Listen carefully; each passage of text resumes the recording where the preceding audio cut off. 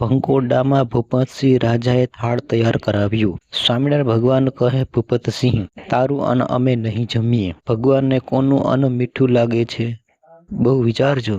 આ કથાના સંદર્ભમાં આજે આપણે ખાસ વિચારવાનું। સ્વામિનારાયણ ભગવાન ભંકોડાના રાજા ભૂપતસિંહને કહે છે, તમારું અનાજ અમે નહીં સ્વીકારીએ, કારણ તમે પશુ ઉપર જુલમ વરસાવો છો, નિર્દોષ પશુઓને કોરડા મારો છો, હિંસા કરો છો અને વળી પ્રજા પાસે જ્યારે કંઈ ઉઘરાણી ઉઘરાવા જાઓ ત્યારે તમારા માણસો લાકડીઓ મારે છે।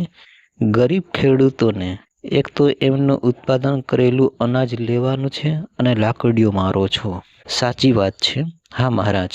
અને તમે જાણો છો છતાં જુલમ તમે બંધ નથી કરાવતા? સાચી વાત છે। હા મહારાજ। અમારે અહીં વસ્તી એવી, મારીએ નહીં તો સીધા ન ચાલે। સ્વામિનારાયણ ભગવાને કહ્યું કે આ તૈયાર કરેલું ભોજન અમને ન જોઈએ। હે સજ્જનો, આ તો ભગવાને પરાપર્વની વાત કરી રાખી છે। દ્વારકાધીશ દિલ્હી ગયા ત્યાં દુર્યોધને વાનગીઓ બનાવેલી, જરા રાજનીતિથી સન્માન કરવા પૂરતી જ, પણ દ્વારકાધીશે કહેલું, ફક્ત વિદુરને ત્યાં જેવું હોય તેવું પણ ત્યાં ચલાવી લીધું અને એ મીઠું લાગ્યું, એ સ્વાદિષ્ટ લાગ્યું। આજની તારીખે જો તમે ઈચ્છતા હો કે તમારો થાળ ભગવાન સ્વીકારે તો વિચાર કરજો, જે સંપત્તિમાંથી તમે થાળ કરાવો છો એ સંપત્તિ કોઈ જોર જુલમથી આવી નથી ને? અનીતિ કે અન્યાયથી ભેળી કરી નથી ને? જો તમારા ઘરમાંની સંપત્તિ ન્યાય, નીતિ અને પરિશ્રમથી આવેલી હશે તો જ પરમાત્માને તમારો થાળ મીઠો લાગશે।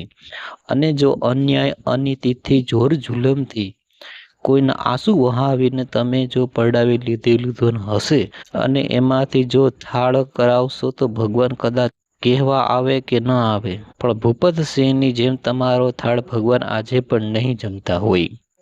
ભલે પ્રતિમા આગળ થાળ મૂકી રાખતા હો, ભલે મોટા અવાજે થાળ બોલતા હો, પણ તમે ઈચ્છતા હો તમારો થાળ ભગવાન જમે તો જોર જુલમ કે ત્રાસ કે અન્યાય, અનીતિથી એ છોડજો।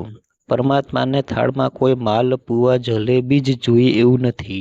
તમારો લુખો રોટલો હશે તો પણ ભગવાનને બહુ સ્વાદિષ્ટ લાગશે। ભૂપતસિંહનું ભગવાન જમતા નથી। રામપરામાં પધારીને એક ગરીબ ભક્ત પાસે ખીચડી તૈયાર કરાવીને ભગવાનને આરોગી।